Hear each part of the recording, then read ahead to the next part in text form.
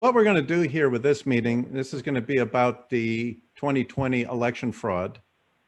And we've got Pat Colbeck and Melissa Coron, who Melissa is actually a whistleblower. I'll introduce you in a minute. Pat is our former state senator and also an engineer. And what you were doing, Pat, during the election and was basically talking about your live stream was very technical of what you were observing during that. And Melissa Coron is also a IT. You're the a cybersecurity analyst for the Ford Motor Company, correct? At one point I was, yes. You were. Okay, so you've got some great, and then you were also hired by the Dominion voting systems to be on the ground during election night, correct? That is correct. Okay, so, and you are what they would call a whistleblower. You've signed the affidavit from what you have observed. So Pat, I'm wondering if you could tell us what you observed and what happened on election night. All right, well, first of all, hats off to Shane Trejo and who is out there as a poll challenger, and to Melissa for coming up and being willing to serve as a whistleblower on this. This has been quite the exercise. So what I experienced out at the Detroit AV Accounting Board was I got in there about 5 o'clock on election night, and we checked out eventually around 5:30 the next day in the evening. So it was kind of a marathon session, and through it all, and Shane can attest to this, all the fun stuff that happened out at the back door, out at the accounting area, or at the AV Accounting Board around 3:45 in the morning. You know, the key is don't go to sleep in Detroit, because things flip in the middle of the night when it comes to vote tallies. And we saw how that got accomplished. But I'm going to let Shane to get into the details on that, because he's got some good info on it. What I'm going to focus in on is actually what I did when I first got into that AV Accounting Board. Now, I've studied election processes for quite a long time, ever since I did it in depth since the 2016 election in the middle of that Jill Stein recount. I got together with Catherine Engelbrecht at True the Vote. And we actually, I mean, I went through and diagrammed out all the processes associated with election, everything from registering to vote, to voting absentee, to voting in person, to certifying a vote, to recount, all that kind of stuff. Had a pretty good knowledge of what's going on in there. And so what my focus was when I got into that Detroit AV Accounting Board actually ties into Melissa's responsibilities a bit, because I was focused on IT. My background's also a Microsoft certified small business specialist. I did cabling design for a space station. I didn't have to worry about headsets there, because everything was plugged in and I didn't have to worry about it for Zoom calls. But so everything was working fine there. So in context of what I saw inside the Detroit AV Accounting Board, my first thing I wanted to do was, number one, highlight the key points around chain of custody. Now, for those of you familiar, chain of custody, anybody in a legal context, if you're going to go off and try somebody for a crime, you know, and all the evidence of that crime, you want to make sure that there's some sort of a chain of custody maintained around that evidence. In our case, for voting, you want to make sure you have that same discipline. And by the way, it's COLBECK. Nat King Cole spells it that way, but that's okay. So anyway, so my focus was I wanted to understand chain of custody, particularly around information that was transferred over the IT network. And the primary data that's transferred over the IT network can be these vote tallies. So my first question when I got in there was to talk to Chris Thomas, who's a former state elections director here for the state of Michigan. He's worked for the state of Michigan for over 2 decades. And I thought it was a pretty basic question. I said, Chris, tell me how the votes from the tabulator, which adds up all the votes for everybody, gets transferred to the county and all points from there. And he said he couldn't tell me. This is somebody that has been in this position for decades. So Spidey senses started tingling. I'm going, something's wrong here. And I kept bugging him the rest of the night. And finally he said, you know what? I'm not going to tell you till the day after the election. That's when I got a little upset.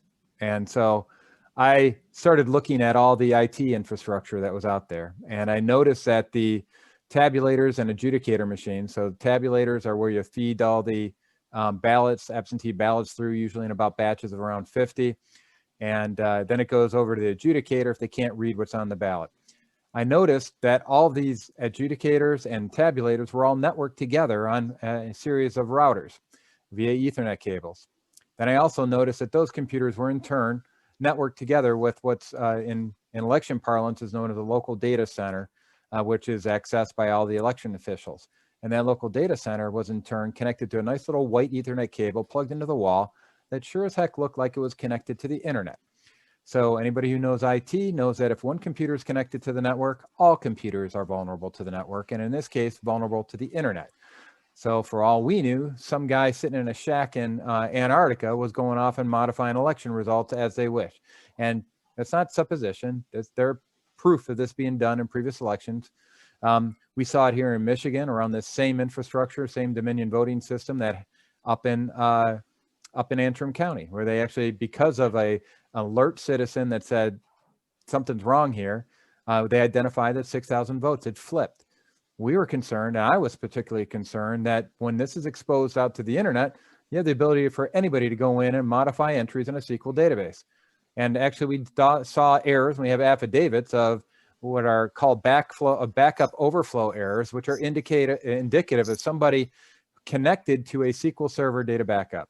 So I was concerned that we had a issue with chain of custody around the most important outcome of election night, which is vote tallies. It's the Stalin once said, it's not the one who counts the votes I'm worried about. It's the one who, it's not the one who votes that I care about. It's the one who counts the votes that I care about. So here we are with the most important election artifact, that tally of votes, and it was insecure because they put it on an internet network. Now, it could have been for convenience, or it could have been deliberate for nefarious purposes. We're going to examine that in court. But I went around and looked around at all the adjudicator terminals and all the tabulator terminals and their nice little Windows 10 screen. And if you guys are on a Windows 10 platform right now, you look in the bottom right-hand corner, you'll see a little icon that looks like a terminal screen, and it's got a little Ethernet connection symbol up on the side of it. That is indicative of an internet connection. And I saw that icon on all of the computers and the adjudicators and the tabulators.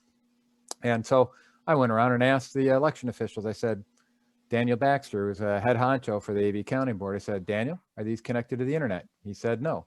I go, I went over to Chris Thomas. I said, are these connected to the internet? He said, no, the only ones connected to the internet are the local data center terminals by the election officials. Well, if you examine the routing underneath there, which they didn't want me to examine, you could tell that they were all connected together via router. And so then I asked David Nathan, former state rep from Detroit, and he said that they were not connected to the internet. So I pressed and I said, listen, Dave, you can dispel this once and for all. Just go roll your mouse over the mouse cursor over that little icon in the bottom right-hand corner. You don't interfere with the elections at all. You can verify whether or not it's connected to the internet. It'll say connected to the internet. And he said, you're just gonna have to trust me. Well, you know something? I don't trust them. And right now, the margin of victory supposedly for Joe Biden in Michigan is around 146,123. We've already seen evidence through data manipulation via algorithms on the order of 140,000 plus. Other people have gone through and identified that around 8,000 dead voters, I don't know what the final tally is, they're going off and winning that through here, have voted in Michigan. We have affidavits of people flipping ballots where they were told to backdate envelopes on the ballot envelopes, or backdate the dates on ballot envelopes, which is against the law. We've had manual entry of people that were not in the poll book by poll workers after election day and adding new people into the system here. That is a matter of fraud as well. That poll book is supposed to be the gospel in regards to who's eligible to vote. I'm telling you, the vote here in Michigan was stolen, and the same things we're seeing here in Michigan were exhibited in other states, particularly battleground states across the country. And we need to hold them accountable. We've got over 200 affidavits around the Detroit AV Counting Board alone of interference with duties of poll challengers and examples of voter fraud. And I'm proud of our Wayne County Board of Canvassers when they rejected certification. I know there's a lot of debate over what happened in the wee hours, but I can tell you they were threatened with their lives. Originally, their initial vote on it was to deny certification for Wayne County. And that's based on the fact that in the city of Detroit, 71% of the absentee voters precincts did not balance. And if they don't balance, they're not subject to a recount. And that shows, I mean, that the primary duty of Board of Canvassers is to demonstrate that and verify that the proper completion of records was completed. That's chain of custody matter. There is no chain of custody in Detroit. And they've been able to get away with this garbage for too many years. And finally, we had some Board of Canvassers that had the guts to sit there and stand up to them and say, no, it's not good enough, and we're not going to certify it. Now it's up to the State Board of Canvassers. We've got 2 Republicans at the State Board of Canvassers. I've talked to Norm Schinkel, and he's comfortable not certifying it up there based on the information available. The other gentleman, Aaron Van Langeveld, I don't know him, so I have no insight into what he intends to do on it. But I'll tell you, if both deny certification on it, this goes to the Michigan legislature, and by passing a Senate and a House joint resolution to the effect we allocate the electors here for the state of Michigan. So that's a big deal. If we don't certify it, and remember, this is not a rubber stamp process, certification. If it's a rubber stamp process, you don't need anybody appointed to a board to go off and evaluate it and provide common sense to it. This is a case where you have to sit there and say, no, we are confident that the election processes were followed to the letter. And if you don't have that confidence, which they did not have at the Wayne County Board of Canvassers, you should not certify it. So we'll see how it all goes, but that's about as fast as I can spit it out there as far as what happened up there. There's a heck of a lot more to unpeel. That's if you guys want. There's a lot there to unpack. Melissa Caron, you were actually working for Dominion, the company that had the tabulating equipment there, correct? Yes, correct. And Yes. And so Senator Colbeck was just saying that that equipment was online and manipulatable, and it should not have been. So was that equipment actually online at that time? Okay. So I was contracted to work for Dominion, and I was only contracted to work for them just for the election. So I'm not a permanent employee of theirs. We were not allowed to touch any of the hardware at all. So I wasn't even able to verify that myself. Yeah, by the way, an interesting side note, and that Melissa was able to verify, is that one of the owners of Dominion, actually one of their head honchos, Nick Iconicus or something like that. Yes, yes. He was actually the present at the Detroit AV Counting Board. So if you wanted to know how important that location was, that's usually where you put your big guys. And he was the one that was actively discouraging me from snooping around at the network connections underneath the stage out at the Detroit AV Counting Board. Mm-hmm.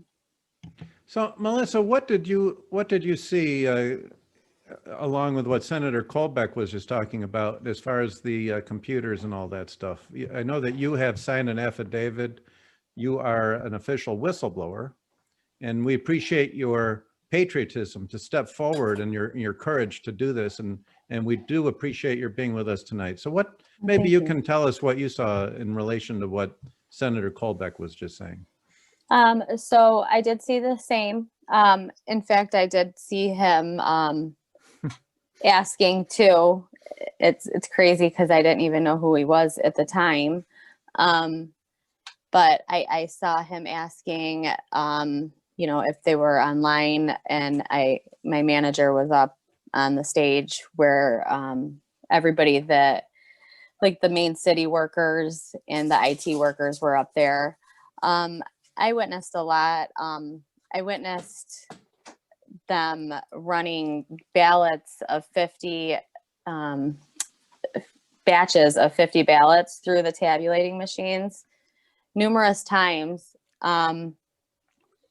counting them numerous times before discarding them. You would normally discard the batch before running it again. If there was an error with a batch or with a ballot, you would normally discard that whole batch, but they would just keep running them through. So it would keep counting them. So ballots got counted numerous times. I also witnessed the van that pulled up at 4 a.m. I didn't see what came out of that van. but I did see it pull up. Did any of the other witnesses that are here with us tonight see that van and see what came out of that van? Oh, yeah. Yeah, and Shane,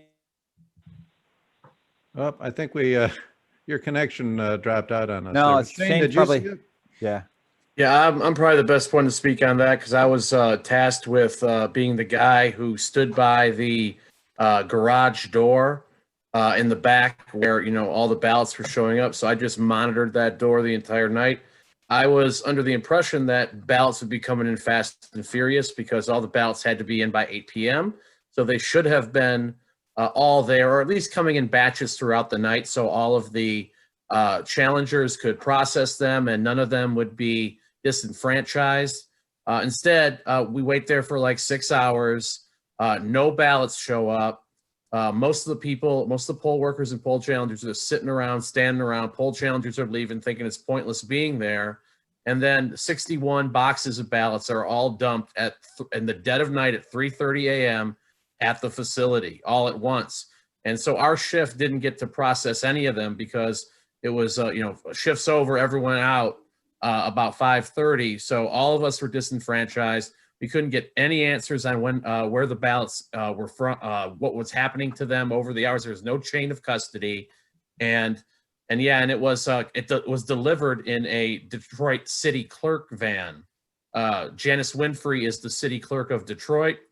They arrived in her van, and 3 goons showed up and delivered them at the dead of night. And then the next day was when the terror campaign went down, where they literally boarded up the place, covered up the process. They were dragging out poll challengers, locked poll challengers out of the facility, locked up the TCF so we couldn't even walk in. They'd let, the Democrat lawyers and the credentialed media in, but us, little rabble were put on the outside. And it was really like us watching a Soviet style take over the process go down there. And then, of course, all those ballots went to Biden, and here we are.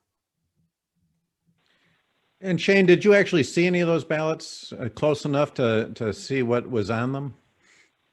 They did not open any of the boxes. They just sort of placed them out there and left them out there so whoever came in the next shift would process them. It's my opinion that it was all a beat the clock exercise because usually it's all done by 5:36. There's 2 different shifts, and by the end of the second shift, everything is pretty much done.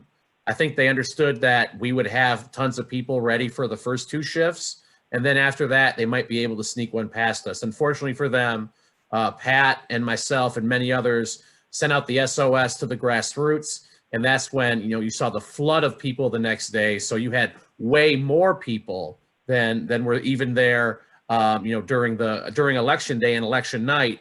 Even more people showed up the next day, and it was a total public relations nightmare for them where they literally had to board up the place while they were committing the fraud. And oh, by the way, I should add, I think it was Andrew Cito that submitted an affidavit that attested to the fact that he was back at some of the counting board stations where he noticed that these new ballots that did come in, 100% of them went to Biden. I see a question has come in from Arlene Pearson. Hi, Arlene. Thanks for joining us today. It says, per the Trump legal team and Giuliani's comments today, I heard that Wayne County Election Board has uncertified their votes. Thus, why Giuliani and the team is dropping their lawsuit against Wayne County. Is it finalized, or can this happen? Can they override that decision? I guess is the question that Arlene is asking. Well, the last decision on it, I've been talking with the legal folks on this all the way through. They have decertified the election in Wayne County. There's some games being played about, no, too late. You already said that you wanted to certify it conditional to certain conditions being met. Well, first of all, those conditions were never met. They were never intended to be met. They tried to pull the wool over their eyes. Monica Palmer was trying to do the right thing as a chairman. She wanted to go off and execute her duties as a chairperson effectively and faithfully. And she was looking for a solution that satisfied all parties. She realized a little bit later here that really we're in war right now. I hate to put it any other way. Those guys had no interest in going off and complying with their deal, if you will, on it. And so they rescinded their certification on it. And that's something that will be taken into consideration at the Wayne County Board of Canvassers. They did the right thing by not certifying, is bottom line. And the stuff that happened afterwards with that state representative-elect, Ibrahim Ashed, or whatever his name is, with the comments that he did, where he essentially doxed her daughter, Reagan, by naming where she goes to school and making her a target, that's inexcusable. This guy, the only good thing that came out of that Wayne County Board of Canvassers discussion that happened on it, and is the fact that because they did not certify, he's not going to be seated, and he shouldn't be seated. And frankly, from my perspective, that was reprehensible. All the comments, even from pastors out in the city of Detroit, calling them racist, I got to tell you, there's inexcusable. There is a rancor that's going on right now, and this is something we all need to be careful of and be prepared for, frankly, is that when things don't go our way, we go off and hold a protest, and we sing God Bless America and Star Spangled Banner and rah rah, put out our flags and all that kind of stuff. When they get upset, they get Antifa out there, they get the BLM Marxists out there, and they throw Molotov cocktails around. So we need to be prepared. When this election when the truth finally gets out there, the bad boys on the other side, who've been pushing ever since 2016 to go off and delegitimize and undermine our system of government, they're going to be out in force, and we need to be prepared, people. I hate to put it that way, but this is not a typical election. This is not simply, Republicans versus Democrats disagreeing. No, this is deliberate undermining of our system of government. And I would hearken back to the words of Brian McCaffrey, a registered Democrat who observed what was going on in Philadelphia's counting board, and he said it's an attempted coup. I'm not using those words lightly. I believe that what he said is accurate, and you can see it, because what happens in a coup, you get censorship, first of all, right? The TV and media stations are coming out. They shut down any opposing view that's out there. Then they go off and prevent assemblies or gathering of people, which is what's happening here. We're forced online. Convenient thing about online is they can get access to all this data. They can find out who's on there. They can essentially have a nice little contact tracing going on. And I hate to be suspicious like that, but that's exactly what's happening here. If we go meet at a restaurant like we tried to do with the 11th CDRC last Thursday, we had 400 people pop up and said they were going to attend a meeting with just a few hours notice to talk about what's going on in the election. Then we got a last minute cancellation because the restaurant owner couldn't have more than 50 people, or else they risked the loss of their license. That's what happens when somebody is trying to take over the government. And I hate to say it, I don't want to say that lightly, but that is what's happening. We need to prepare ourselves and steel ourselves for the fact that that is what's happening right now. So thank you, Matt, for getting this together. Thank you, Jose, everybody, Terry, for pulling this together. This is the way we have to communicate now because of what's happening in our state government right now. I'd like to also say, Pat, I was horrified to see the remarks at the Wayne County Board of Canvassers, how they were being pressured and accused of being racist and all sorts of horrible things. That was totally unfair. And this was actually even being broadcast live to accuse people of being racist over because they saw that there was some things out of balance. The number of actual registered voters compared to the number of people that voted was out of balance. And of course they wouldn't want to certify that vote. So they get accused of being, what does that have to do with being racist? But they get accused of that, they get pressured because they singled out Detroit. That's why, even though we all know that there's a lot of other African American communities predominantly in Wayne County besides Detroit, but they seem to do a better job of figuring out how to count the votes and get their records in order. And one thing that was also disappointing, Senator Colbeck, was the governor then comes out and publicly talks about how brave and courageous those people were that were actually harassing those boards of canvassers. So shame on her for encouraging that kind of activity. Absolutely. Well, that's not the only activity that needs to be called out. I've been at other Wayne County Board of Canvassers meetings before that one happened, and they had Zoom calls. And in those Zoom calls, they would get these guys from Antifa. They'd get all these reprobates, frankly, to get on these Zoom calls. And they would put out sexually explicit commentary. I mean, the stuff that was said for like, guys, it's just evil. It's just disgusting. These people that were on there, this is not civil discourse that's going on with these guys. And we need to realize that we're in a dogfight right now. This is not the time for polite conversation. They don't want to hear polite conversation right now. We just need to get a steely-eyed resolve and get our legislators and senators. I mean, I was just on Bannon's War Room earlier today, and with Congressman Matt Gaetz, he said, what's going on with the Michigan legislature? What's the Senate doing? What are the representatives doing? And I said, good question. And we need them to start standing up. Why am I, as a former state senator, the one that people are going to hear what the heck is happening and how our election's being subverted right now? Why is Shane, as a regular citizen, having to be the one that stands up and says, this is what's going on? They're supposed to be our representatives. They're supposed to be our senators. They need to stand up now. One thing that I did hear was that Chatfield and Shirkey are supposedly going to meet with the president. Yeah. So I hope the president twists their arm and lets them know, how it's important for them to act. But every statement that they've said has, basically thrown cold water on any vote fraud claims from the whistleblowers who were there on the ground. They weren't there on the ground, but they will, throw dirt in our eyes and make us seem like we're not credible. And they've said that, they will certify the vote for Biden. If this deal isn't overturned, they will certify the vote for Biden and give him all the electors. So that's what they've said over and over again. I'm hoping that Trump can convince them or leverage them or do whatever to them so that they come back and they do the right thing and they put up the electors and use every tool at their disposal to overthrow this deal. Because if we're relying on the courts, we all know there's a lot of judges out there who are total crooks. We hope that the Supreme Court will do the right thing, but it shouldn't have to go to that point. The state legislature should do the right thing, and I think we should keep having protests and do everything we can to pressure these people, pressure these leaders, so that they do what's right for once. Senator Colbeck, let me ask you, since already Leader Shirkey and Speaker Chatfield has already said that they will not appoint the electors and they will observe the vote. Is that the end of it, or what can we do? I know that Shane was saying we could try to pressure them, but is there any other avenue? Can the House, can the Senate still bring something like that to the floor and basically override leadership? They're not alone. There's other representatives there. We have 58 state representatives that have R's next to their name, not one. We have 22 state senators with R's next to their name, not one. And one thing that I always got into hot water there is when I had disagreement with leadership, right?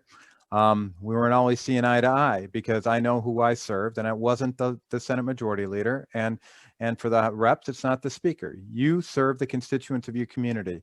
And what we're looking for are leaders that are going to stand up and represent those constituents. You may get blacklisted, you may get removed from committees, you may get removed from chairmanships, but who the heck are you serving? And if now is not the time to stand up, I don't know when is. This is not an existential threat. You see what Joe Biden's going to be doing if he gets elected. You see the people that he's appointing to this. You already see what's going on in the media right now, how it's a complete blanket censorship. It's if it's not the traditional media, it's the big tech, that's going off and censoring. I can't even get a billboard up in Michigan that says that the state of emergency is over per a Michigan Supreme Court ruling. They won't put that up there. They got to stand now. This is the only reason I'm getting engaged. This is not my job anymore. Yet I honor my oath of office. I'm still defending the Constitution. We all need to be going off and doing that. The people that are getting paid to do that need to start stepping up to that. I see Rocky is here, and Rocky Raskowski, the chairman of Oakland County Republican Party. And Rocky, I hope you're feeling better. I heard via the grapevine that you tested positive, and I also heard that you're not doing too badly. But Rocky asks, he says the poll books would be even more out of whack if this was true. Just trying to understand what was stated tonight, because I believe that the theft of the election was in the ballot harvesting all across Michigan. Mm-hmm. I believe that's for me to answer. Yeah. So what I don't know what they're not understanding or he's not understanding, but the ballots came in a stack of 50. So they would be ran through a tabulating machine. If one of them had an error or was not readable, had some kind of spill on it, something, it would put up an error on the computer. The computer would say either discard or rescan. Yeah, Melissa, So, that's different than the ballot harvesting issue a little okay. bit. That's a ballot tabulation. I mean, it's important too. Okay, yeah. And if they weren't collected correctly and they saw the weather and everything, yeah, there'd be an issue there. But for okay. Rocky, I think the key point to make is number one, 8.1 million people voted in the state of Michigan. There are only 7.8 million eligible voters in the state of Michigan. That's a 300,000 vote gap. We're talking Right. about 146,123 vote lead supposedly for Joe Biden. That's where I think a lot of the focus needs to be made. And for me, the discussion or the key points of discussion that I highlight are chain of custody, starting with that qualified voter file and the fact that we had a third party called Rock the Vote with Yeah. direct access into our voter registration database. Yeah. How do you think you get an extra 300,000 people? I think you start looking at what's going on with Rock the Vote. And then you go all the way downstream into the poll books. We had 3 different versions of a poll book on election night in the Detroit AV County Board. There's only supposed to be one version. Then get into the ballots, dropped off in the middle of the night, like Shane was talking about, without any seal on them to ensure any sort of chain of custody there.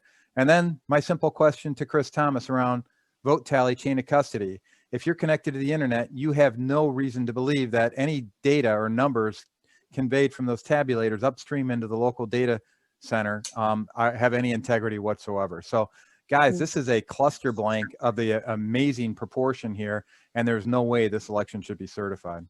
Melissa, let me ask you, as Senator Colbeck was talking about that machine being connected to the internet, and being that you are an expert in that field, is there a way that somebody can investigate and find out any sort of the history of what activities went back and forth to those machines? Were they being manipulated? Is there a way that any kind of forensic type of investigation can? Absolutely. Yes, there's absolutely a way. And I know that they are working on it. I know Cindy Powell has talked about it numerous times. She has people working on that, and they're doing a very good job working on it. She has a lot of people, a lot of really good hackers, and getting into the software and making sure, that, I mean, I don't know if anybody watched, and I'm sure people did watch the conference today. But she talked a lot about this, a lot about, the Dominion software and exactly what it was doing and how many votes it was dropping for Trump, as, Biden votes were it was dropping votes as people were voting for Biden. And then they tried to catch up really quick when they realized Trump was ahead, and their software couldn't even keep up. They were saying so many votes were coming in for Trump that the software that they made for cheating couldn't even keep up with the votes that were coming in. So that's when they got all nervous. And I believe that's when they decided to bring these other ballots in. But also, I want to just mention this. I did add this in my affidavit recently, that I was actually scheduled to work at a completely different location in Detroit. Wait a minute, Melissa, be careful on that. That's not public yet. It's not? No. Oh, I thought it was. Sorry. I haven't heard it yet, so be careful on that one. We've got some investigations going on. Okay.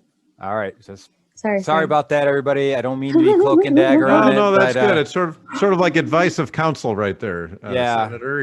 You're more than an engineer. You got some legal smarts about you as well.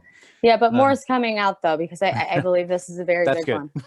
Yeah, that is the big one. Well, I see another question has popped up from Emily Bauman, and she was wondering about if this all changes with the presidential election, how would that affect the down ballot races. And I know that right now you got John James is challenging, and as well as Eric Asaki in the 11th Congressional District. So it seems like if there was a review and a change at the presidential level, I guess the question is, how would that affect the rest of the entire election? That means that all Republicans win. No, I'm just kidding.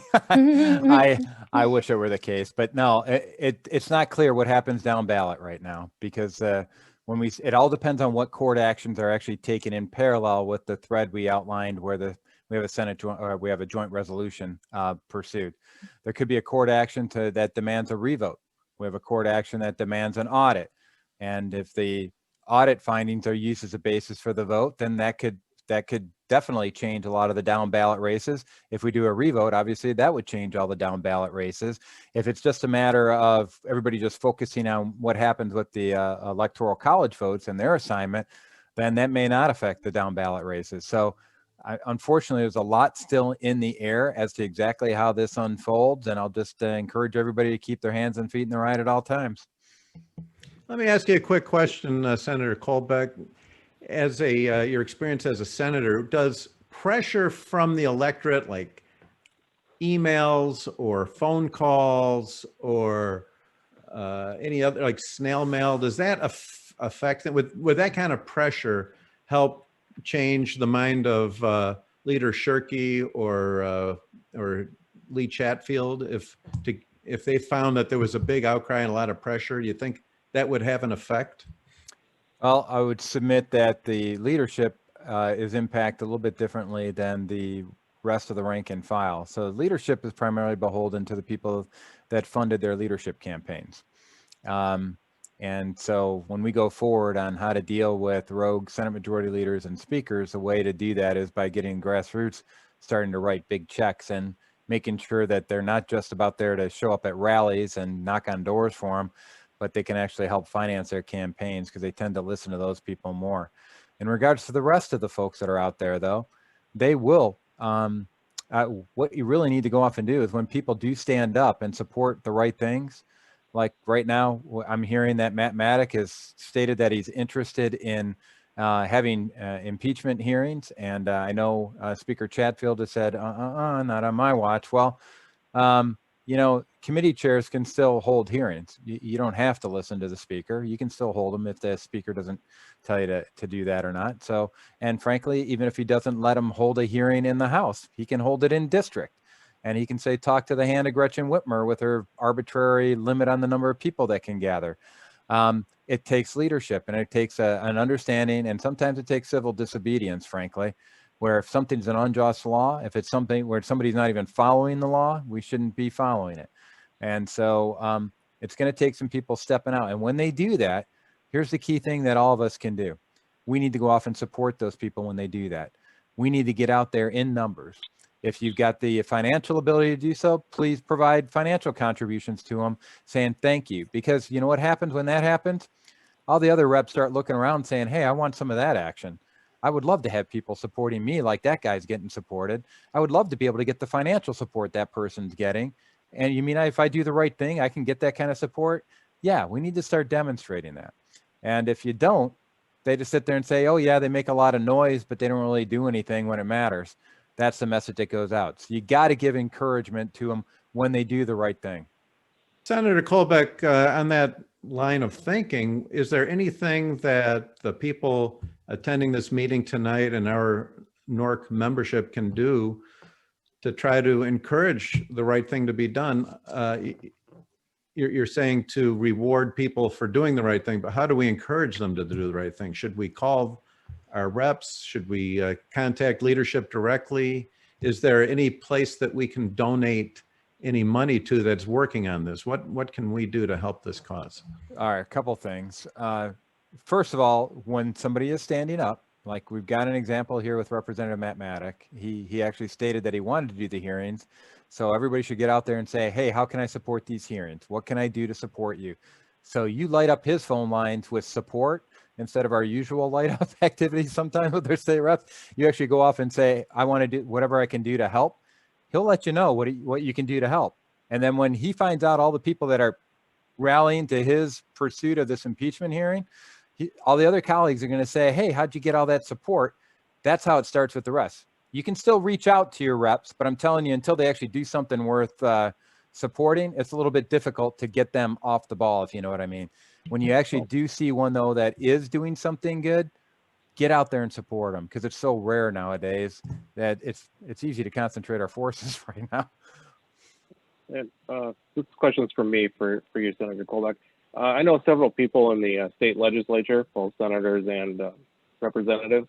Yeah. Is it true that the House leaders control your staff if you're a senator?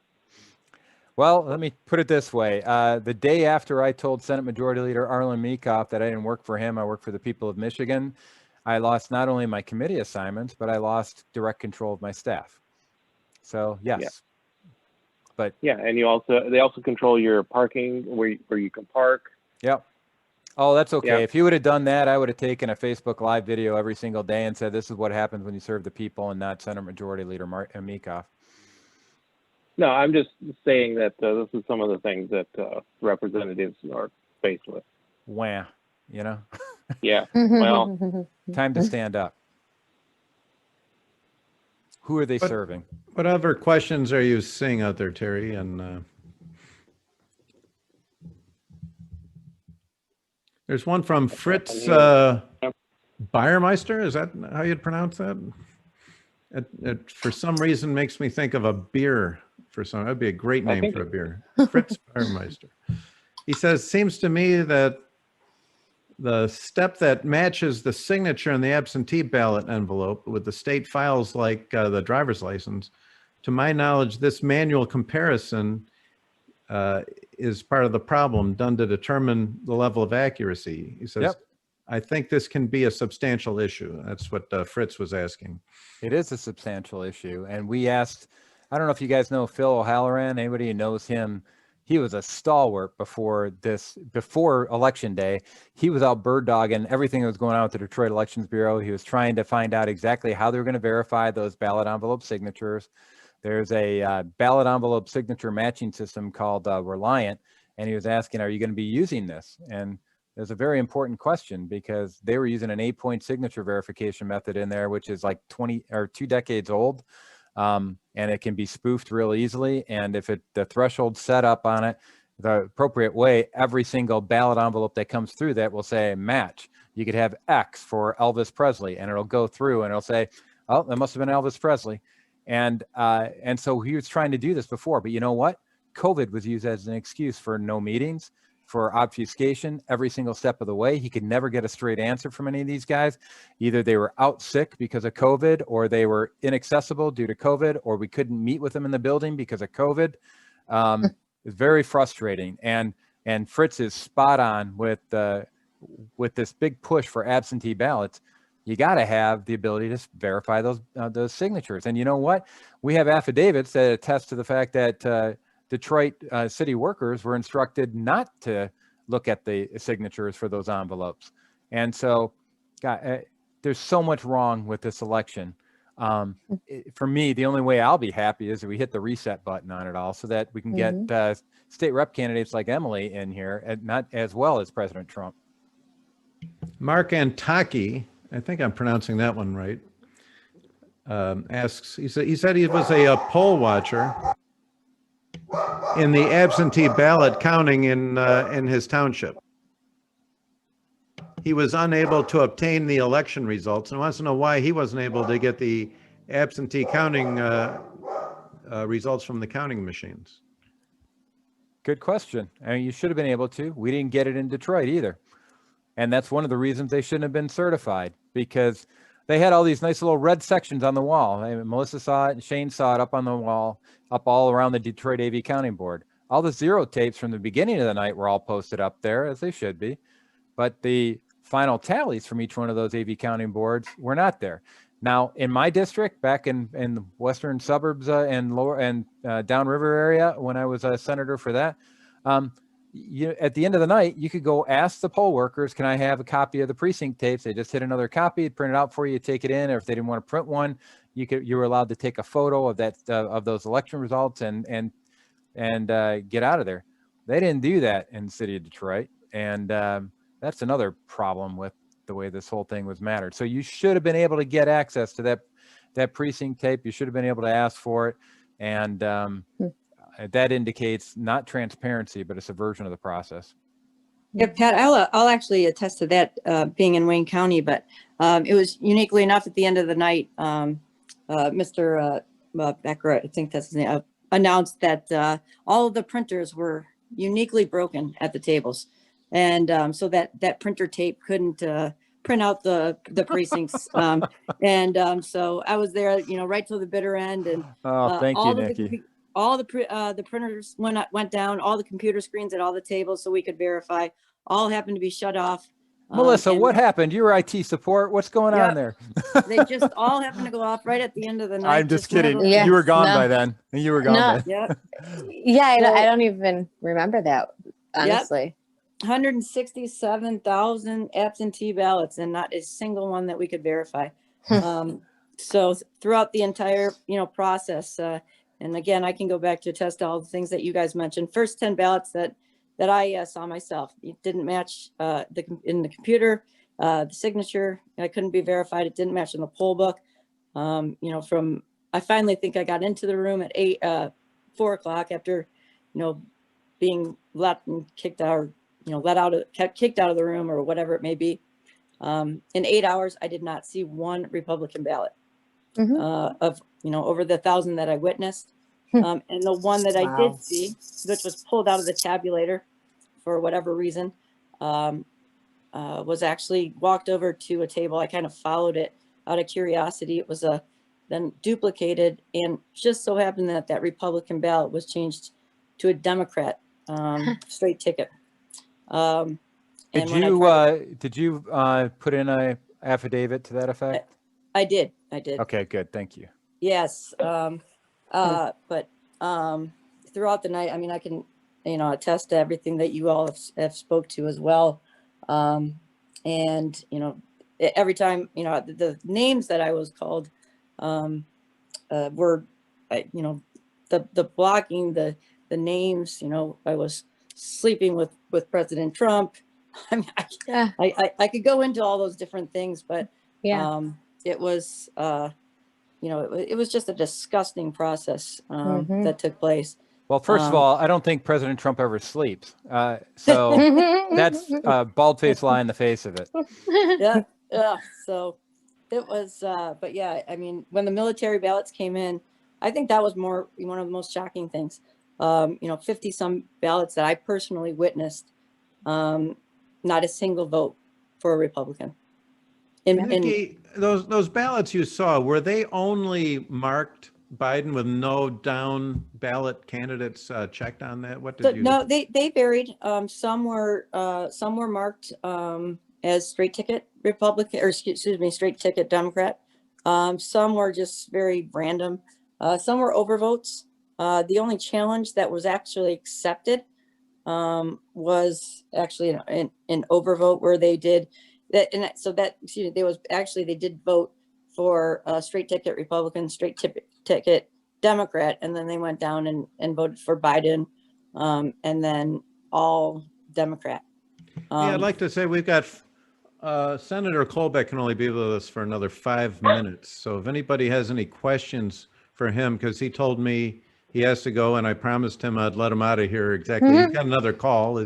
He's in high demand right now. So Terry, do you see any other questions for Pat Colbeck? Not specifically.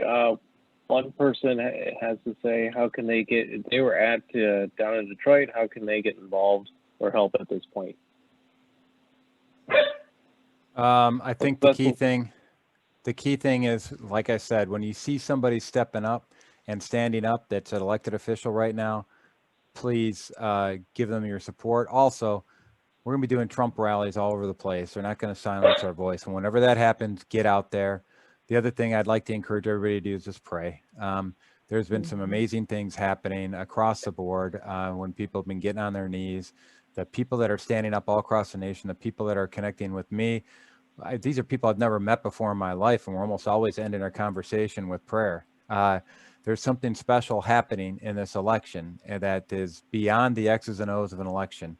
And we're in a battle, from my perspective, that's a spiritual battle, and we need to recognize that. So that's I'm not saying everybody here might not be a believer. I get it, but I'm telling you, I've seen evidence of it happen along the way, and I'm hopeful that something very special is going to come out of this for our country when it's all said and done.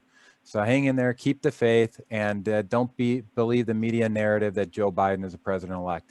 This 2020 election is far from over, and when it's all said and done, when not only are we going to have President Trump as our president for the next 4 years, we've got an opportunity to pick up additional Senate seats. We got an additional congressional seats that right now it's about a 14-seat gap.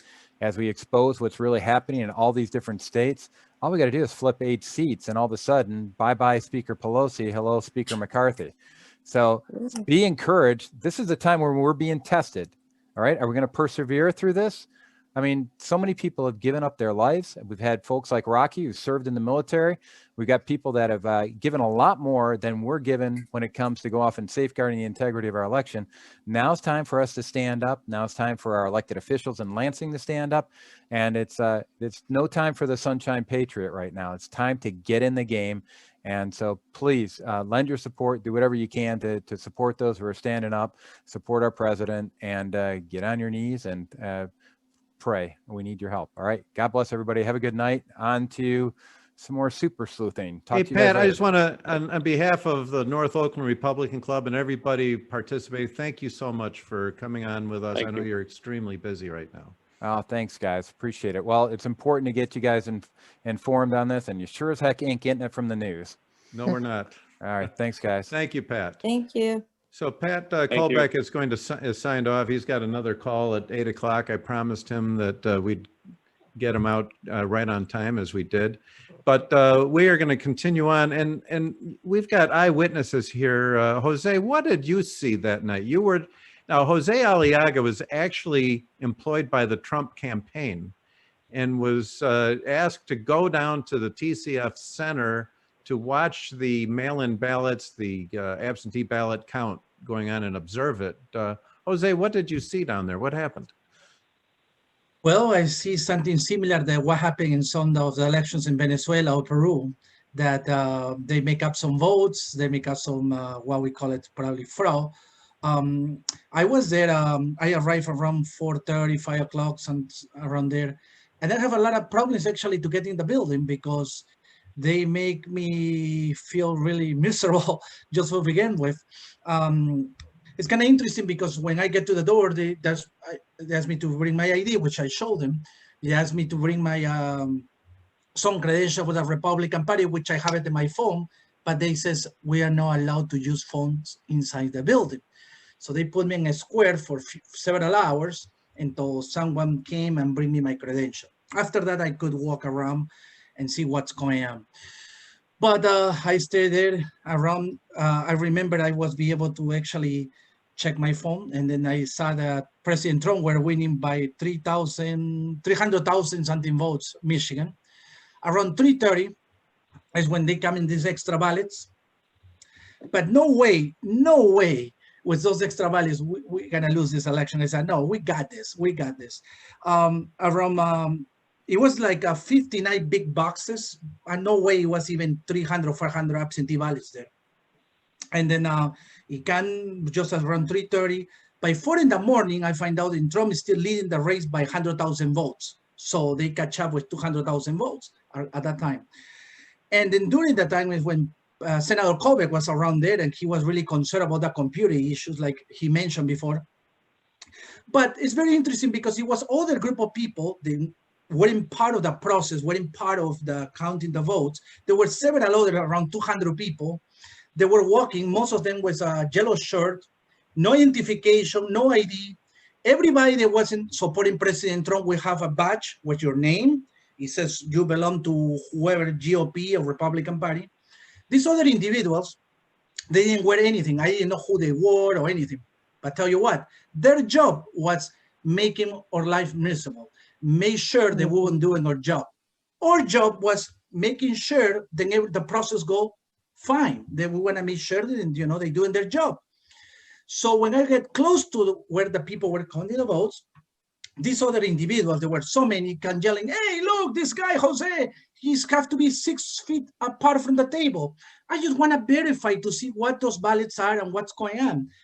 6 feet, I couldn't see if they really, what they doing up there. I couldn't see much. What I could see sometimes is that most of the balloting came at 3:30, everybody, every single vote went with black pen, and everything will go for Joe Biden and Gary Peters, maybe 3 other ones, they said. Usually people that an absentee, when they take the absentee at their home, they fill it up the first page and flip the page and, fill everything. Most people do. But in this case, what I see is most people just vote for 3 or 4, the top. That's it. But I couldn't even go closer to see. And they would train me and calling the cops. It was really a nightmare for everyone that was there. And then before we're leaving, I find out was coming another group of people bringing more absentees. Kind of curious because I have friends that are clerks in other cities, or townships, they didn't allow to bring more absentees or anything after 8 p.m. 8 p.m. close the polls, period. Except for Detroit. In Detroit, it came as many they come after 3:30 in the morning. Jose, you were actually blocked from observing, which I think is against the law. Has anyone asked you to sign an affidavit to that effect? Are you a whistleblower? Yes, I did. And then also I was in an interview with a couple of people. It's actually the link is on YouTube, many of us. I believe Melissa is there too, and she also did the interview. It's on YouTube, and it's public. Everybody can reach out. The fraud in Detroit is there, and many of people that are here actually went in the interview. It was sad.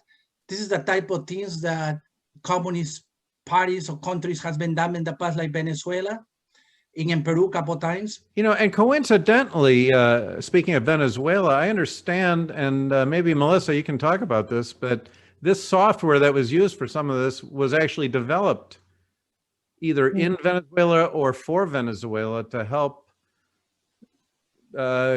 send an election in a certain way, to help sort of distort their elections. Did you hear anything about that, Melissa? Yes, I did. I've heard a lot about that. So as I said, I'm not a permanent employee of Dominion. I only worked for them for the election. So I was a contract employee. It's a very unique situation, very, very bizarre.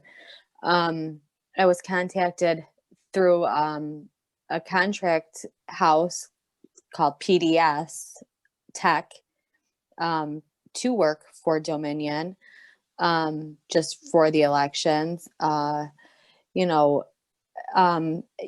I've heard the software was developed in Venezuela by 2 Venezuelans to sway an election, and that's all it's ever been used for, is to cheat. Melissa, I have a question came in from Braden, and Braden asks, he said that county clerks testified today in Lansing and claimed that this was the most secure election in history, but they could not demonstrate any serious understanding of the software. Braden wants to know where he can go to get a manual or any technical understanding, any information on this software. Is there anything like that? I have a whole book of the software. If I don't know if it's open to the public, but I can send him over a file if he wants to send his email. Okay, well, I know who Braden is. He's a good member of NORC, and I know how to get a hold of you, so I think I can try to facilitate that. Now, sure. Mark Monahan has asked a question. Mark, first of all, congratulations. You recently were elected as a Waterford Township trustee. He wants to know if anyone wants to comment on the potential of the algorithm as presented by Dr. Shiva. I can't even, that name I can't pronounce. It's Adoria would be the closest I can come to it. And others from MIT. Do you know what they're talking about, Melissa? What Mark Monahan is talking about there?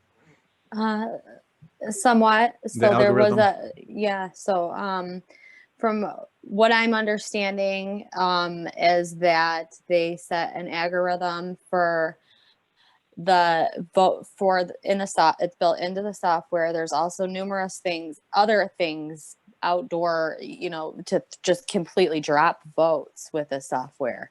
It connects to the internet at certain times. It disconnects at certain times. I've heard Cindy Powell was talking about the algorithm all day today for an hour. She explained it in explicit detail. So I honestly think that the way she explained it was perfect. So I just encourage you to go on YouTube and pull that up from today. And that was her and Rudy Giuliani. And she explains it, like I said, very good, better than I could. I can add a little comment to that if you'd like me to as well. Mm-hmm.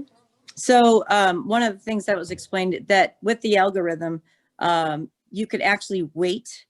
You can weight the algorithm so that it either swings towards one candidate or the other. So you can put like it was like I think it was explained at like 7.5, weight at 7.5, so it goes towards Joe Biden, or 7.5 towards Trump.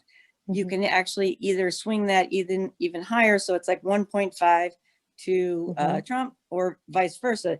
That will weight it so that more votes go to one or the other, depending on how you want that vote to swing. Right. That in itself is super scary because it changes the results completely. That's exactly what happened to swing the vote in both Venezuela and other countries. Why would we even need that in a software where it should be 1-to-1 ratio? We don't need that. So that's the biggest point of that algorithm. On top of that, what took place is that because the votes came in so quickly, and so weighted towards Trump, the software collapsed. And that's where those shutdowns came in. That's why those leads being so heavy towards Trump at night, and then all of a sudden switched, is because the software was, the algorithm couldn't handle the number of votes that were coming in, couldn't change quickly enough, and it collapsed the software. So that's, I think, what was really talked about. It fell over, and they had to recoup and come up with a different strategy to figure out how to correct that. Nikki, I never really got a chance to, I was trying to get Senator Cole back in and out of here on time. Never really got a chance to introduce you. You were now were you a poll watcher? What was you were a poll watcher, and where were you during the election? In Wayne County at the TCF, and I got a message that they needed some extra people. And I was involved in politics years ago, but it was really more out of curiosity, and want to see a fair process take place, and decided to go down. Interested in the election, and so that's why I did it. My background is in IT, in sales, but aside from that, I'd actually been involved in some campaigns years ago, but that was the only connection. But that's a little background on very good. I appreciate that. I never really got a chance to do proper introductions here. And Shane, I know that you're quite an activist, and you've been involved with a lot, and you're also a writer. And what else are you involved with right now, Shane? Right now, I think the most important thing that I'm doing is the Detroit Leaks series. So I'll explain this briefly to everybody here. What happened before the election, we had an individual, a whistleblower. He went into the poll worker training. Now, the vast majority of the Republicans who signed up to be poll workers before the election were disenfranchised deliberately. Some of them were, given days to go and be trained, and then they say, "Oh, we're not doing a training this day. Come back another day, and it's first come, first serve," or something crazy like that. Very bizarre things were happening. One lady, she signed up to be a poll worker, and they assigned her a date for training that was after the election. So just a slap in the face. So they were doing all this kind of stuff beforehand. So one of the very few Republicans who was able to get in as a poll worker and went to the training, he was like, "Well, I'm going to tape this thing to see if there's any impropriety there." Well, he hit the jackpot, found all kinds of different not just ways that they were planning to cheat, but some of the poll worker trainers were actually, just explaining how the process is so ridiculous and rife for fraud. But the most important thing that I think came out of the poll worker training audio was that at one point the lady who was doing the training said, "Oh yeah, you have your 6 feet. They don't have to come within 6 feet. Oh, they couldn't see the process with binoculars. Ha ha ha!" They all had they literally all laughed at how they were going to disenfranchise challengers beforehand. So it was all set up well in advance, and the Detroit League series really exposed that. Unfortunately, before the election, it did get out to a lot of grassroots type people, because that's where mainly I have my sway is with the grassroots. So it got through a lot of grassroots people, and they kind of knew what to expect going into Detroit. However, it didn't go viral. After the election, it starts to go viral. I see it just randomly on my YouTube. It got taken down on my YouTube before the election, but random people just posted it on YouTube, keep posting it on their accounts. It gets hundreds and hundreds of thousands of views before it's taken down. And someone else puts it up, hundreds and hundreds of thousands of views. I see it just randomly posted in the comments on Twitter, on Rumble, a platform I wouldn't even heard of. It had hundreds of thousands of views. On BitChute, another alternative platform, hundreds of thousands of views. So after the election, it went viral, and it's been widely received and widely publicized. Also, a cease and desist order was sent by Dana Nessel to my publisher to take down all the Detroit Leaks content that inferred that my accurate reporting on election fraud was electoral interference. So like we've been saying, how crazy it's getting, it was so Orwellian that if you're the guy who reports on the electoral interference, you get accused of electoral interference. So that's where we're at. Dana Nessel, her cease and desist letter became big news. So I've been going on press junket, kind of similar to Colbeck's. I've been on Michelle Malkin. I was on OAN yesterday.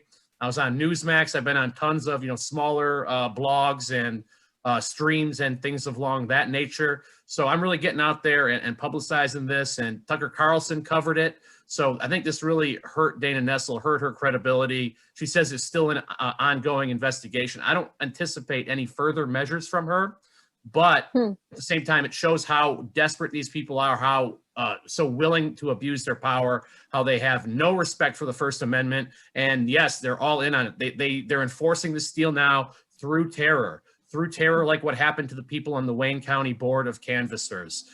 They will threaten your family. They will do anything to enforce this deal because they're guilty of treason on a widespread level, never before seen. This is the greatest crime in U.S. history, maybe the greatest crime in world history that we're living through. And we're the whistleblowers. We're the people who have to attest to these facts. And I say, get out there, even talk to your, if you're going to see some of your liberal family at Thanksgiving, have an open heart. Do not be hostile, but just tell them some of these facts, plead with them. We have to reach out to the olive branch on the other side because they're getting gaslighted with propaganda where they want, even if it is overturned, the establishment wants 40 million people burning the entire country down if Trump is president to keep him from having his second term. So we have to reach out to people and we have to fight back. The time is now, like Colbeck said, this is it. This is the final battle for our freedom. Thank you, Shane. And we have another question came in from Ann Capella. I hope I'm pronouncing that one right. I'm sure I'm pronouncing it wrong. She says, I was a ballot inspector at Cobo. We were paid $600 a day. First day of the election, we processed 600 ballots that were already opened. We were instructed not to separate the tab and just process the ballots. Second day, we actually counted 150 ballots.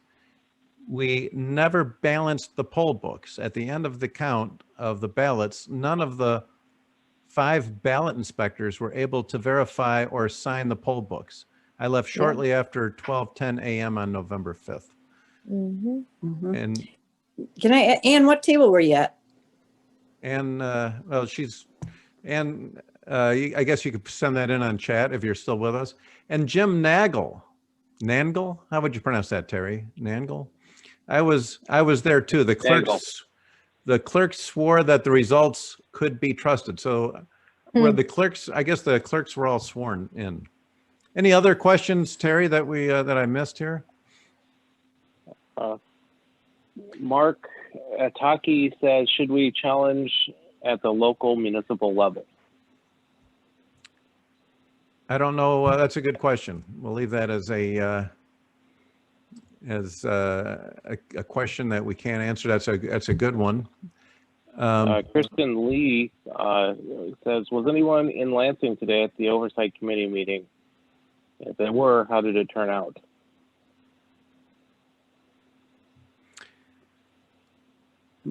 Okay, very good. Well, hey, I want to thank our panelists here for participating. You're all very brave, and thank you for doing this and participating in a NORC meeting.